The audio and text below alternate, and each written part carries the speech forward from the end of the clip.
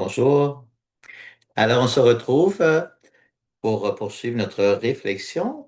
Dans le dernier enseignement, qui était le premier de l'année, je vous ai introduit à mon site web contemplationtransformante.net et on a abordé une première valeur qui anime ce site web, qui est celle de la contemplation. Alors, j'aimerais aujourd'hui partager avec vous sur la deuxième valeur de ce site web qui est le dialogue. Alors, je vous amène encore une fois sur mon site et on va simplement lire ensemble une première partie de ce qui est écrit. Donc, vous allez trouver, voilà, un article qui s'intitule Trois objectifs, dialogue, contemplation, transformation. Donc, ici, je présente le dialogue comme la première valeur et la contemplation comme la deuxième, mais ça peut être l'inverse, là, vous allez voir. Alors, je vous lis qu'est-ce qui est écrit ici. C'est un peu particulier, mais vous allez, ça nous ouvre à des réalités du dialogue sur lesquelles on s'arrête peut-être pas toujours. Ça dit ceci.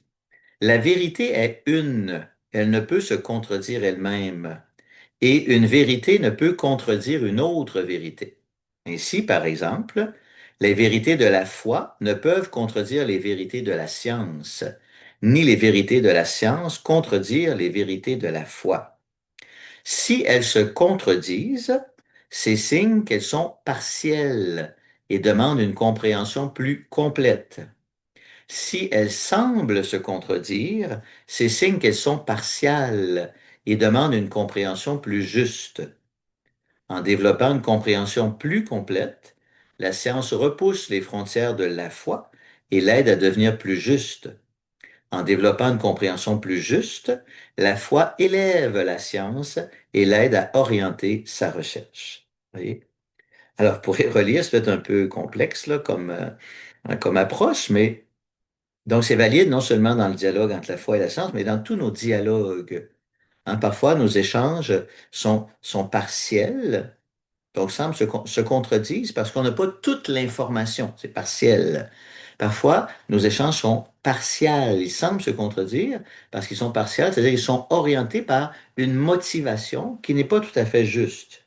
Vous voyez? Donc parfois, c'est parce qu'on manque d'informations, parfois c'est parce que notre motivation n'est pas juste. Donc, c'est deux choses qui peuvent influencer le dialogue. Et là, j'ajoute ceci. Un chemin pour avancer ensemble vers une compréhension plus complète et plus juste de la vérité, c'est le dialogue. Ce sera le premier objectif de ce site web.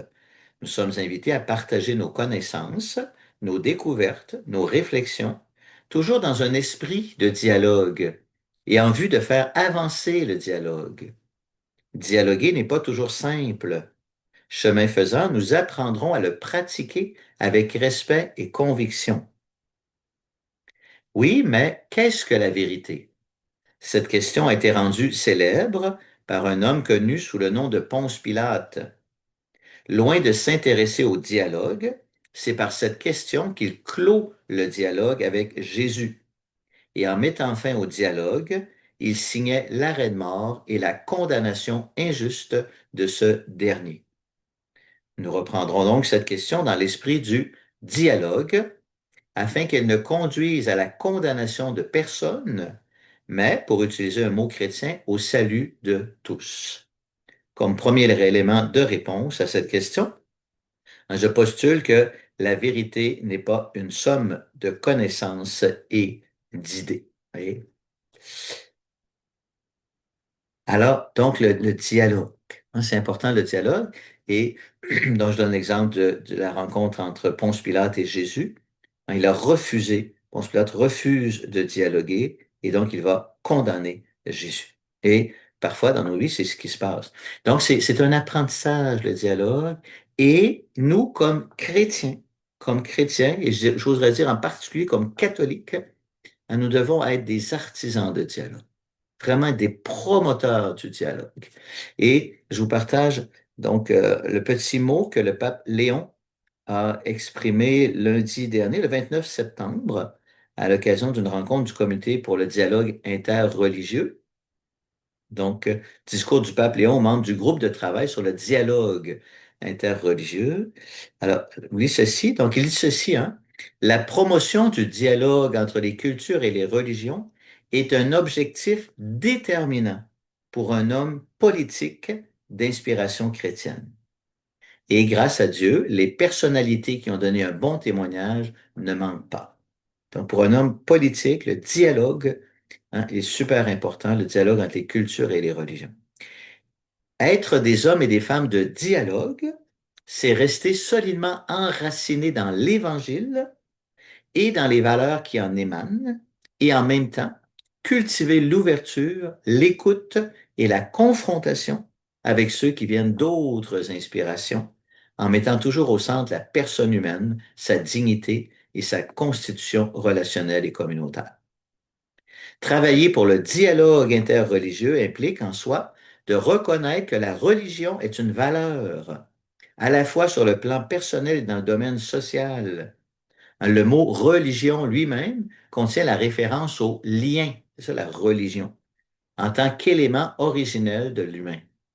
Par conséquent, la dimension religieuse, lorsqu'elle est authentique et bien cultivée, confère de la qualité aux relations interpersonnelles et aide beaucoup à former les gens à vivre en communauté et en société. Et combien il est important aujourd'hui de donner de la valeur et du sens aux relations humaines. Oui. Alors, le dialogue. Donc, j'ajoute quelques mots. D'abord, dans la poursuite de ce qu'on a dit la dernière fois, le dialogue peut se présenter comme un fruit de la contemplation. Lorsque nous entrons dans cette dynamique de contemplation, on sort de la contemplation. Bon, la dernière fois, nous avons dit qu'on ne peut pas partager tout le fruit de notre contemplation, mais hein, comme dans la contemplation, on a accès à ce qu'il y a de plus beau dans les réalités humaines, les réalités qui nous entourent. Donc, ça nous amène à vouloir partager avec l'autre ce qu'il y a de plus beau, ce qu'on a découvert de plus beau. Donc, le dialogue peut être un fruit de la contemplation, dans ce qu'on a appelé la contemplata tradere. Je partage avec toi le fruit de ma contemplation. Donc, c'est un partage. Et justement, ça nous amène à un deuxième élément important. On pourrait faire une distinction entre dialoguer et discuter. On peut discuter. La discussion serait plutôt, là, sans insister trop, sans faire des querelles de mots, là, mais discuter, c'est partager des idées, des opinions. Alors que le dialogue, c'est pas de cet ordre-là. Le dialogue, c'est une recherche commune de la vérité, une recherche commune de solutions, une recherche commune de compréhension. Donc, c'est comme si c'est une expérience qu'on appelle ternaire ou trinitaire. Il y a moi, avec mon opinion, mes perceptions, etc. Il y a toi, avec ton opinion, et il y a la réalité. Vous voyez? Et là, le dialogue, c'est ensemble, on cherche à mieux comprendre la réalité, à mieux comprendre la situation, mieux comprendre ce dont on parle.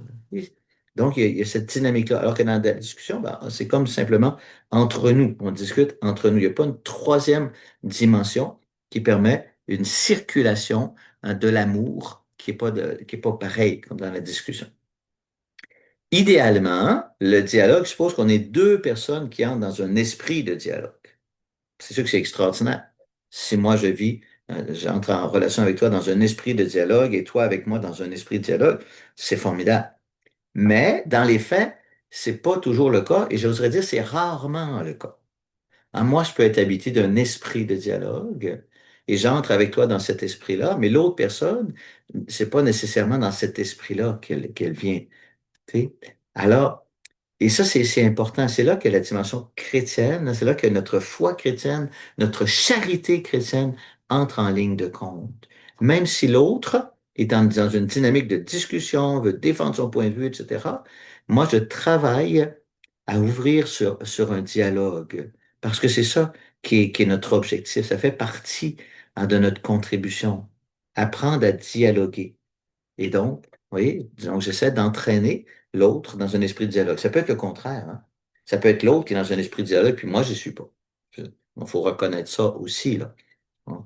Alors, est-ce que je suis dans un esprit de dialogue, c'est-à-dire, je cherche avec l'autre personne à mieux comprendre la situation. Et en lien avec donc ce que le pape Léon a exprimé, c'est sûr que dans le monde d'aujourd'hui, hein, il faut remettre à l'ordre du jour la place de la religion. La religion, c'est une valeur en soi. C'est une valeur en soi Elle a de la place dans l'espace public, elle a de la place dans nos discussions, elle a de la place pour rendre l'être humain meilleur.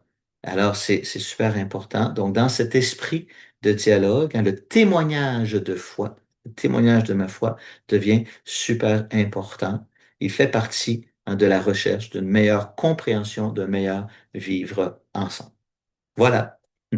Alors, je vous laisse là-dessus. Je vous invite simplement à partager, d'une part, qu'est-ce qui retient votre attention dans ce que je viens d'exprimer, et peut-être partager entre vous aussi vos expériences de dialogue, des moments où vous avez pu entrer dans une véritable dynamique de dialogue, des moments où vous n'avez pas pu entrer dans une dynamique de dialogue. Hein, qu'est-ce que ça a produit dans votre vie? Alors, je vous accompagne de ma bénédiction au nom du Père et du Fils et du Saint-Esprit. Amen. Alléluia.